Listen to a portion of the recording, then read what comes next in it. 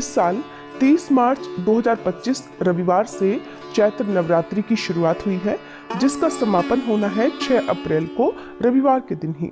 इसी दिन रामनवमी भी है। धार्मिक मान्यताओं के अनुसार नवरात्रि माँ दुर्गा का आशीर्वाद पाने का अवसर है, इसलिए 9 दिनों तक सभी भक्त देवी की आराधना के साथ साथ उपवास भी रखते हैं। और इस दौरान नवरात्रि व्रत का पारण हमेशा अष्टमी और नवमी तिथि पर कन्या पूजन के साथ ही किया जाता है। लेकिन इस साल अष्टमी और नवमी तिथि को लेकर भी लोगों के मन में असमंजस बना हुआ है। तो चलिए आपको बताते हैं कि अष्टमी तिथि कब है और नवमी तिथि कब है।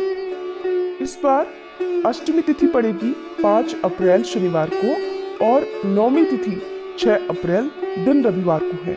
अब बात करते हैं अष्टमी तिथि कब से शुरू होगी, कब समाप्त होगी, और नवमी तिथि कब से शुरू होकर कब समाप्त होगी।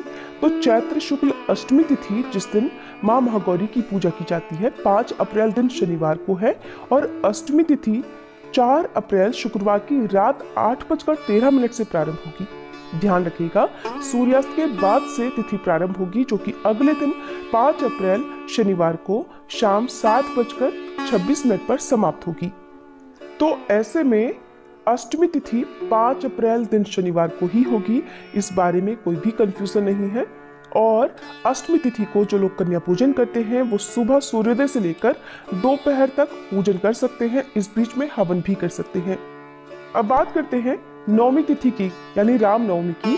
तो 6 अप्रैल दिन रविवार को नवमी तिथि पड़ रही है, जिस दिन माँ सिद्धिदात्री की पूजा की जाती है।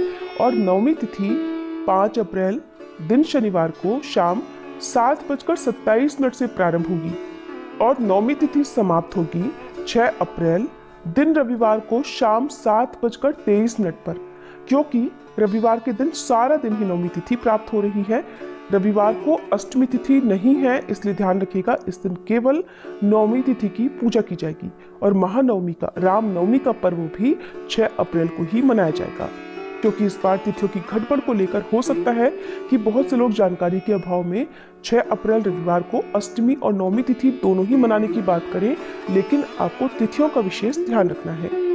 और क्योंकि इस बार नवरात्रि के दूसरे दिन 2 देवियों की, यानी माँ ब्रह्मचारिणी और माँ चंद्रघंटा की पूजा एक साथ की गई थी, एक ही दिन की गई थी, जिस कारण से लोगों के मन में ये प्रश्न उठा कि इस बार अष्टमी और नवमी क्या एक ही दिन करेंगे या अलग अलग दिन करेंगे। अब बात करते हैं नवमी तिथि के दिन रहने वाले शुभ मुहूर्तों की। तो इस बार नवमी तिथि बहुत ही शुभ संयोग में पड़ रही है, क्योंकि रवि पुष्य योग का शुभ योग इस दिन बन रहा है, जो कि सर्वार्थ सिद्धि योग माना जाता है।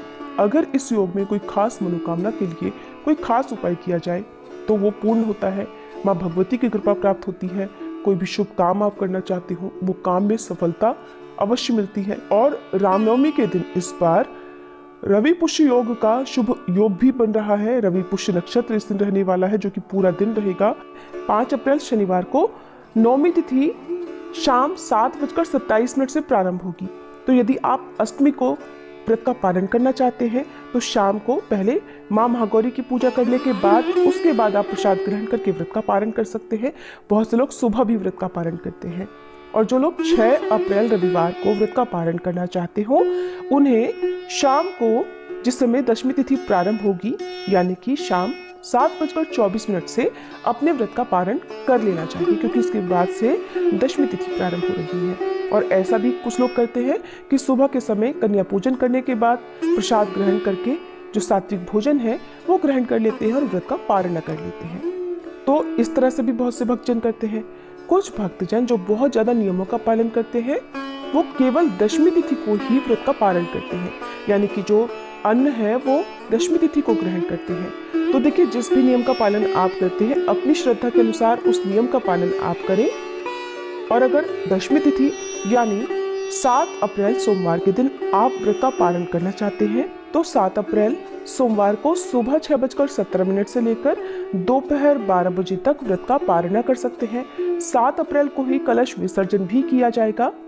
हालांकि जैसा कि मैंने आपको बताया, बहुत से लोग अलग अलग नियमों का पालन करते हैं। कुछ लोग अष्टमी तिथि को या नवमी तिथि को भी कलश का विसर्जन कर देते हैं।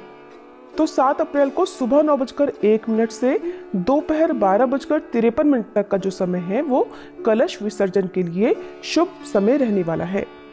और दशमी तिथि को राहु काल सुबह 7:30 से 9 बजे तक रहेगा। जो भक्त नवरात्रि के पूरे उपवास रखते हैं उन्हें प्रसाद ग्रहण करके ही व्रत का पारणा करना चाहिए और उसके बाद हल्का फुल्का सात्विक भोजन ग्रहण करना चाहिए। एक बार में अधिक मात्रा में तला भुना भोजन करने से आपका स्वास्थ्य खराब हो सकता है, इस बात का भी ध्यान रखें।